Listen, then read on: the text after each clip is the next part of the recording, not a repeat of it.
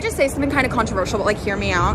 Can we stop canceling guys who are such wonderful, brilliant artists over like hearsay? Like women have stories of them being creepy, but like nobody knows the real story. And like, yeah, sure, a couple people have the same story, but like, okay, just so that we could tell that story, that guy never gets to work again. Like even if he admits to it and he pays a settlement or he apologizes, their career is fucked forever. They never reach the same level of success. They can't sell the same number of tickets. They can't do what they love or pursue their passion anymore. Can ruin their lives. Like literally we're ruining guys' lives over this. If you couldn't pick up the sarcasm that Talia was putting down, then you may have missed that comedian Louis C.K. sold out Madison Square Garden a few weeks ago, once again proving that cancel culture isn't real.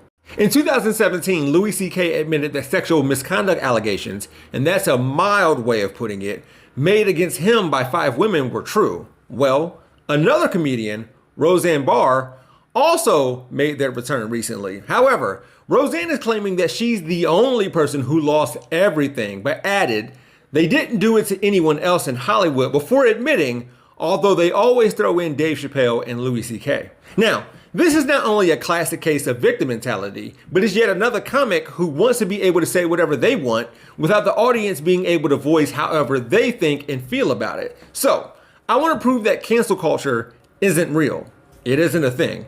And I'm going to use Roseanne's own actions and words to do so. With that said, if you don't know who Roseanne is, she had a sitcom bearing her name in the late 80s through the mid 90s, which was possibly the best portrait of working class white middle America ever. It was during this time when Roseanne intentionally butchered the Star Spangled Banner while grabbing her crotch, and I could end the video right here because did she face any real consequences or lose privileges for what Republicans would say was disrespecting our flag and our military?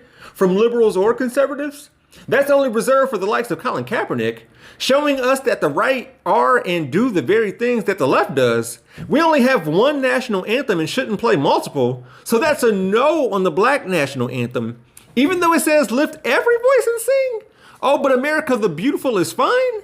But I thought you just said... Anyways, Roseanne's original show made it to its series finale and ABC gave it a reboot years later. But shortly after that, in 2018, Roseanne sent this tweet about Valerie Jarrett, who was a senior advisor to former President Barack Obama.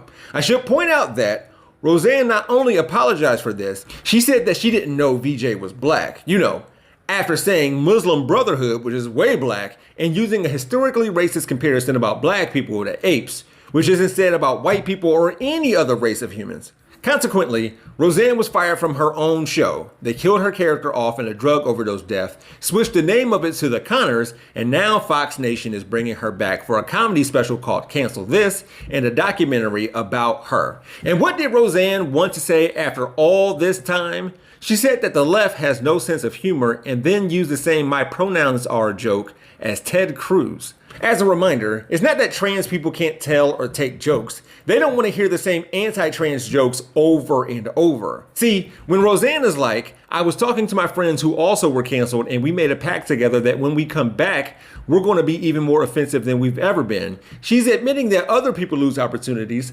otherwise known as being fired or being held accountable in general, and they come back from it. They expect to, like she did. If cancel culture is real, then how does Roseanne come back from it? If it's something the left does, then does the right cancel culture? Then there's nothing to complain about. And if it's a matter of partisans bringing back their faves, then Kaepernick must not be anybody's favorite, but Louis C.K. is. And even Roseanne says he committed an actual offense. So who's favoriting Louis C.K.?